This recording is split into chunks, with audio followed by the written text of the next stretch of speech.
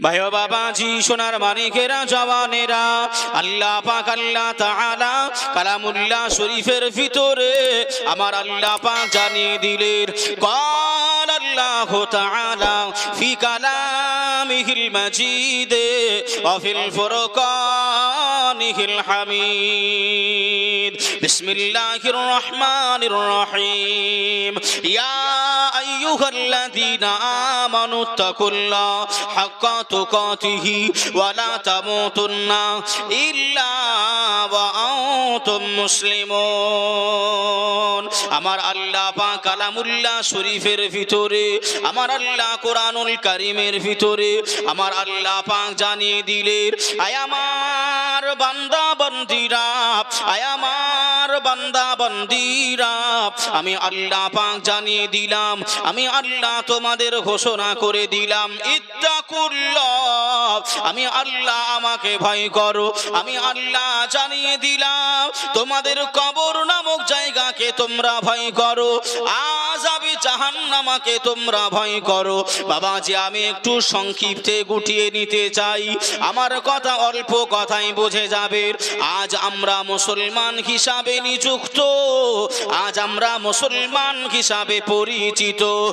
ও সোনার মানিকেরা, আল্লাহর ভয়, আজ যদি আমরা মুসলমান, আমার আপনার অন্তরে বিন্দু পরিমাণ থেকে যেত, এ মুসলমানের ঘরে সুদ দেখা দিত না, এ মুসলমানের ঘরে মদ দেখা দিত না, এ মুসলমানের ঘরে এমন করে বেপরদাহীনতার সঙ্গে আমাদের মা বোনেরা ঘোরাফেরা করতে পারতো না, যদি কিনা আল্লাহ পাকের কবরের জাহান্নামের আগুনের কিঞ্চিত পরিমাণ ভয় যদি এ মুসলমানের অন্তরে থাকতো। কথাটা ঠিক না ভুল? ভাষা বুঝতে অসুবিধা নাই তো বাবা?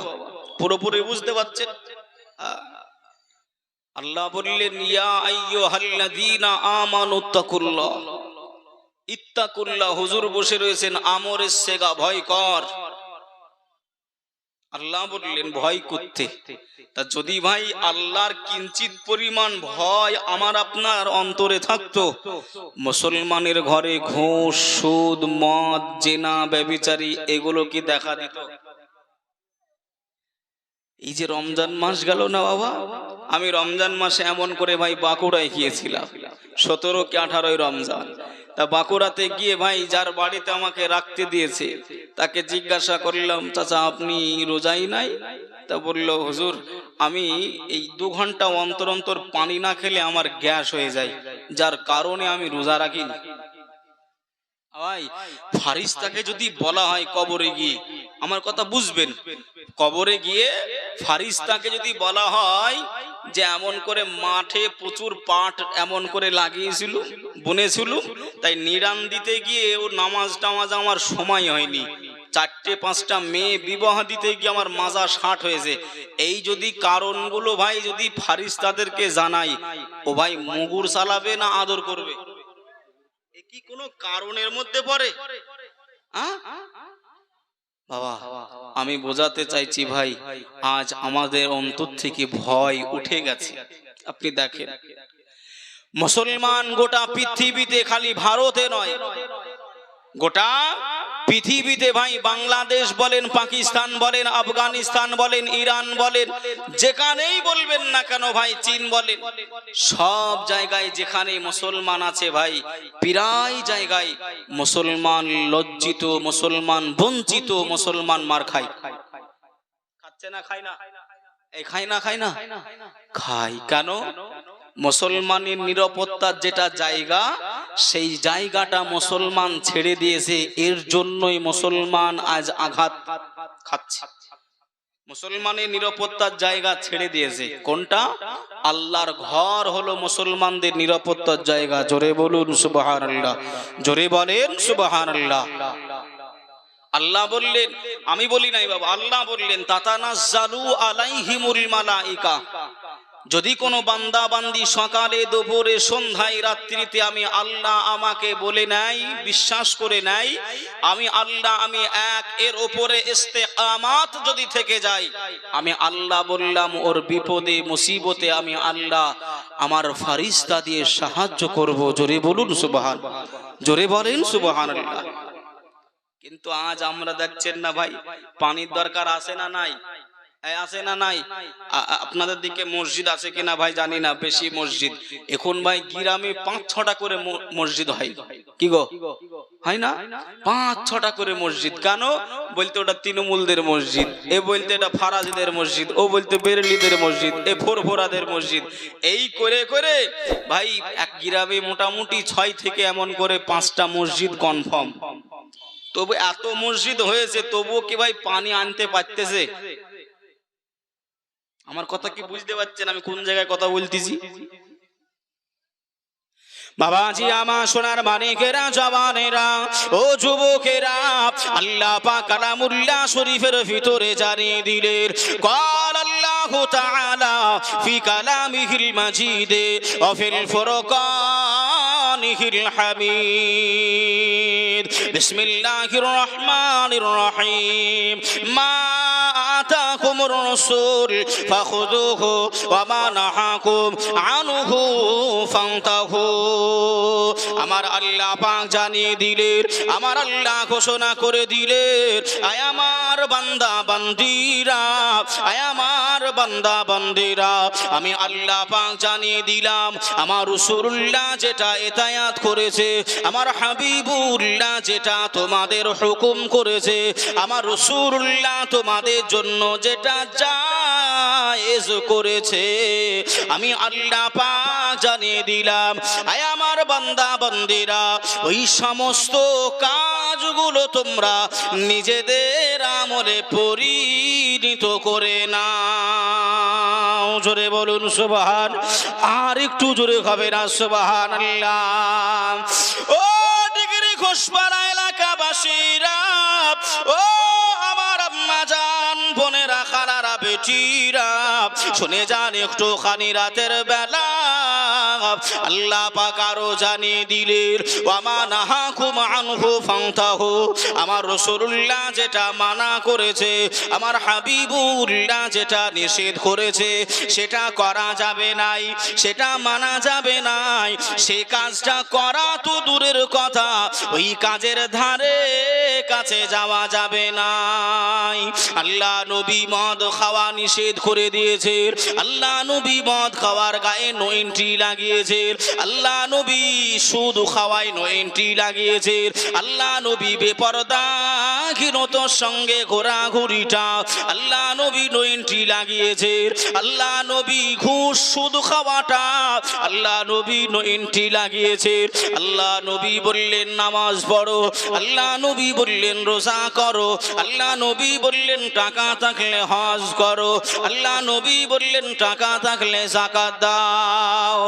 ও ভাই বাবাজিরা, ও আমার আম্মা জান বোনেরা, খালারা, বেটিরা, আল্লাহ নবীর কথা মোতাবেক আমরা নামাজ আদায় করতে পারি না, পারি না। আল্লাহ নবীর কথা মোতাবেক আমরা রোজা রাখতে পারি নাই। আমাদের ভাই সুদে ভরপুর হয়ে গেছি, আমরা এমন করে মদে ভরপুর হয়েছি। রাসূলুল্লাহ জানিয়ে দিলেন, কালান নবী সাল্লাল্লাহু তাআলা আলাইহি ওয়া আলিহি ওয়া সাল্লাম, আল্লাহ নবী জানিয়ে দিলেন, হাল্লা হালালুহু ওয়া হারামা হারামুহু। আল্লাহ নবী শোনা জবানে জানিয়ে দিলেন, আল্লাহ নবী শোনা জবানে বর্ণনা করলেন, আয় আমার উম্মাত উম্মাতানিরা, আমি রাসূলুল্লাহ জানিয়ে দিলাম, তোমরা যেটা হালাল সেটা হালাল মনে করে নেবে, আর যেটা হারাম সেটা হারাম মনে করবে। হাল্লা হালালুহু ওয়া হারামা হারামুহু, আল হাদিস। রাসূল বললেন যেটা হালাল সেটা হালাল মনে করবে, আর যেটা হারাম সেটা হারাম মনে করবে। আচ্ছা ভাই বলুন, আমরা সমাজে যেভাবে আপনার হারাম কাজগুলো করতেছি, এ কি একবারের জন্য কি মনে হয় যে এগুলো ইসলামে হারাম? উদাহরণ যদি মনে করেন নেব, নেন। আমরা যেভাবে ভাই ছেলের বিয়েতে ভাই আমরা টাকা পয়সা, গাড়ি গয়না গাটি, ঘর সাজানি আমরা নিচ্ছি। ভাই হুজুর মনে হয় আপনাদের ইমাম সাহেব জানি না, কিন্তু তবু হুজুরকেই সাক্ষী রাখছি। ভাই এই হুজুর যদি এখন আপনার কোন মসজিদে দাঁড়িয়ে গিয়ে যদি বলে যে যারা আপনার এমন করে ছেলের বিয়েতে পণ নিয়েছো, টাকা পয়সা শ্বশুরের এমন করে গলায় পা তুলে দিয়ে নিয়েছো, তারা কালো ছাগল, বোঝেন কালো ছাগল, বোঝেন তো? হাসছেন মানে বোঝেন। ওই কালো ছাগলের রক্ত খাওয়া যেমন হারাম, ওই রকম হলো পণ খাওয়া হারাম। এই হুজুর কি আর টিকতে পারবে? আমার কথা কি বুঝতে পারতেছেন? মানে সমাজে এমন একটা পরিচালনা করছে মানুষ, যেন এগুলো হারাম মনে হয় না, যেন জায়েজ করে দিয়েছে কোনো হুজুর। বাবা আমি এই কথাগুলো বলছি, রাগ করছেন নাকি? হ্যাঁ, আমি একটু ভাই কথাগুলো বলে আমি আপনার আসতেছি ভাই।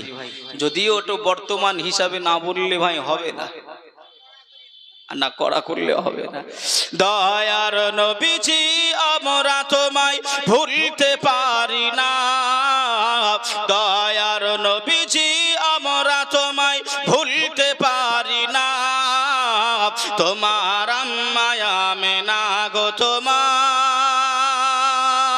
দুদুমা হালিমা, তোমার আম্মা আমেনা গো, তোমার দুদুমা হালিমা।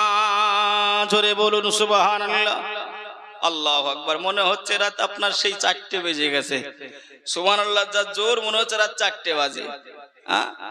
ভাই মুর্শিদাবাদের লোক, আমি প্রথমেই বলেছি আপনাদের ইমানে জোর আছে গো, একটু জোরে হবে না সুবহানাল্লাহ? আর একটু জোরে হবে না?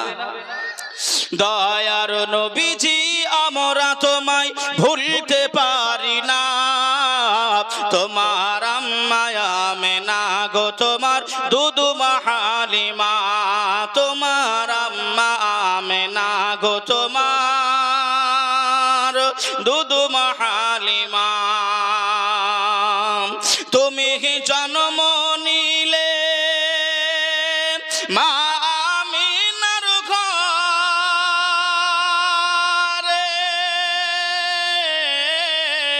খোদার ফারিস্তা আসে সে ঘরে। তুমি সিরাতে রাসূল মারফাতের বুলবুল, তোমার দোয়া কবুল করতে খোদা দেরি করে না।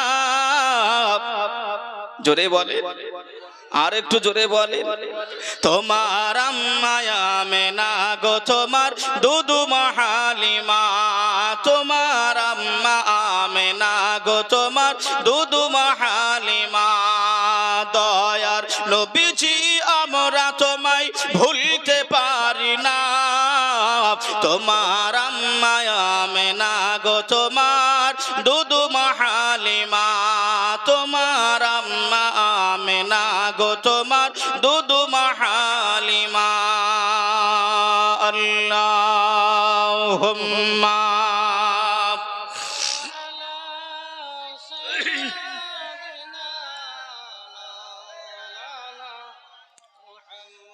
ওয়া আলা আলি সাইয়্যিদিনা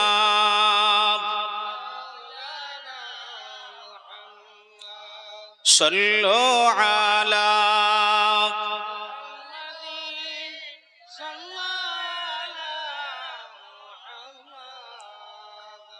হরদম সবাব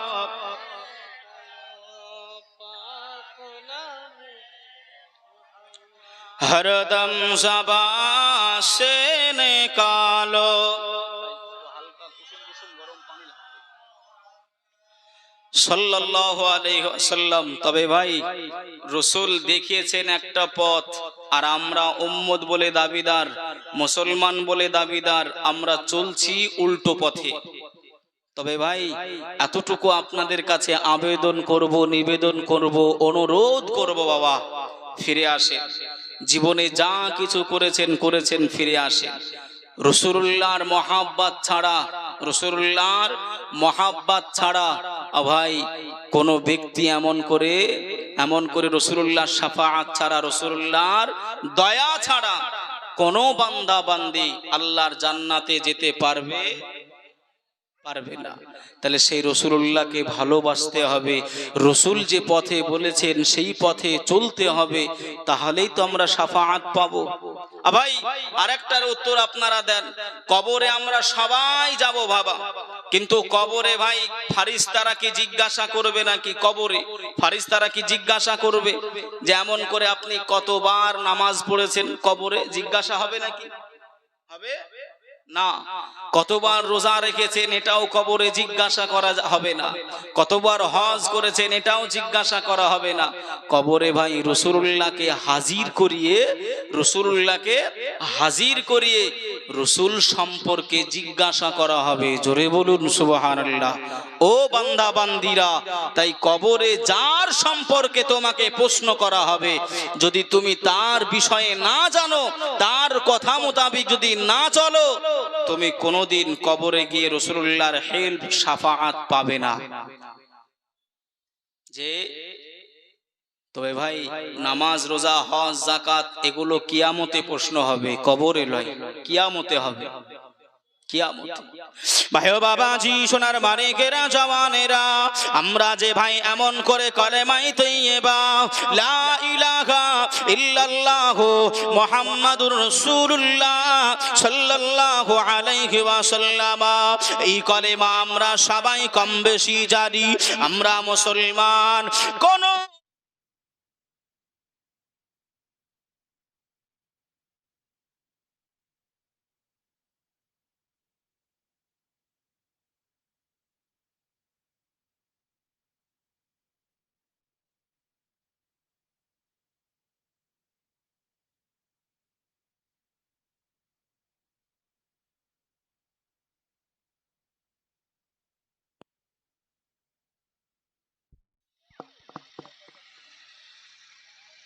সকলে একটিবার দরুদ শরীফ পড়ি, সাল্লাল্লাহু তাআলা আলাইহি ওয়া আলিহি ওয়া সাল্লাম। বাবা তাহলে সেদিকে লক্ষ্য করে দেখতে গেলে রাসূলুল্লাহ সাল্লাল্লাহু আলাইহি ওয়াসাল্লাম এই ঈমানের কলেমার প্রচার করতে গিয়ে রাসূল এত গালি গালাজ খেয়েছে, এত মার খেয়েছে, পাথরের আঘাত সহ্য করেছে। রাসূল নিজে পর্যন্ত ভাই অনেক যুদ্ধে শামিল ছিলেন এই ঈমানের কলেমার জন্য। কিন্তু আমরা এতগুলো মানুষ বসে রয়েছি, মনে দুঃখ কষ্ট নেবেন না বাবা যদি আমি বলি ভাই এ কলেমায়ে শাহাদাত, কলেমায়ে তৈয়্যিবা কারা কারা জানেন? একটু হাত তোলেন। হাত কি উঠবে বলে মনে হয়? বলবে হুজুর এসে আমাদের অপমান করতেছে নাকি গো? না, অনুরোধ করতেছি ভাই, অনুরোধ করতেছি, এখনো তোমাদের বয়স রয়েছে, এখনো সময় রয়েছে ভাই, অন্তত পক্ষে কালামুল্লাহ শরীফ, কোরআন শরীফটা ভাই এমন করে পড়তে শেখো। অন্তত পক্ষে বাপ মারা গেছে, বাপের জানাজা পড়তেছে, ইমাম সাহেবের পেছনেই থাকতে হয়, যেহেতু একটু কথা মতা বলতে হয়, তাই তো নাকি গো? আপনাদের দিকে কেমন হয় জানি না, আমাদের দিকে যে ছেলে হয় আব্বার হয়ে একটু কথা বলে, আমার আব্বা চলার ভিতরে ভাষার ভিতরে ভুল টুটি করলে একটু ক্ষমা করবেন, কেউ যদি কিছু পেয়ে থাকেন আমাকে বলবেন, আমি আমার আব্বাকে ঋণ থেকে পরিশোধ করব। ছেলে এটা বলে ইমামের পিছনে দাঁড়িয়ে যায়। কথা ঠিক না ভুল? হ্যাঁ ঠিক। বাবা তা ভাই আমার পাশে একজন এমন করে ভাই ছেলে দাঁড়িয়ে গেছে, ও এমন করে আব্বাজানের জানাজা পড়তেছে, ইমাম সাহেব ভাই এমন করে আল্লাহু আকবার বলেছে, প্রথম তাকবীর হাত তুলতে হয়তো হাত তুলেছে, দ্বিতীয় তাকবীর যেই দিয়েছে ও আবার হাত তুলেছে, আবার হাত তুলেছে, নামাজের ভেতর তার মানা করতে পারছি নি ভাই, তৃতীয় তাকবীরে আবার হাত তুলতেছে, চতুর্থ তাকবীরে আবার হাত তুলতেছে। ভাই জানা যায় কি হাত তোলা যাবে? ভাই ও তো সারা জীবন ঈদ বকরিদ ছাড়া আপনার যায়নি, কথা বলে না। এমন মুসলমান নাই বাবা, ওরাই আবার ঈদের দিনে আগে লাইনে কাতার দেবে, বিরাট ভাবে হাজি রুমাল বেঁধে বড় জুব্বা পরে একেবারে চলে গেছে, চোখে সুরমা দিয়ে যেন পাক্কা ফেরেশতা নেমে এসেছে।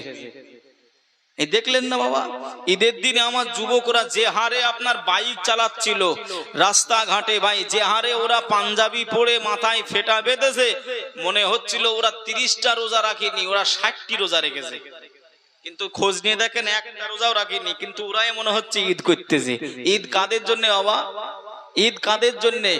যারা 30টা রোজা রাখলো, 30টা তারাবি পড়লো, তাদের জন্য ঈদ, তাদের জন্য খুশি। ও মুসলমান, মনে হয়তো দুঃখ নেবেন, কিন্তু সত্য কথা, আর সত্য কথা হলো ভাই তেতো। রাসূল বললেন আল হাক্কু মুররুন, সত্য কথা সব সময় তেতো হয়। যদি আমাদের ক্ষমতা থাকতো ওমারে ফারুক আজমের মতন ঈদগাহে বাঁশ বেঁধে ভাই এমন করে ছাটাই বাছাই চলতো, কিন্তু আমাদের মৌলবীদের গলা টিপে থুয়েছে, কিছু ভ্যান ভ্যান করলেই টিকিট কাটো।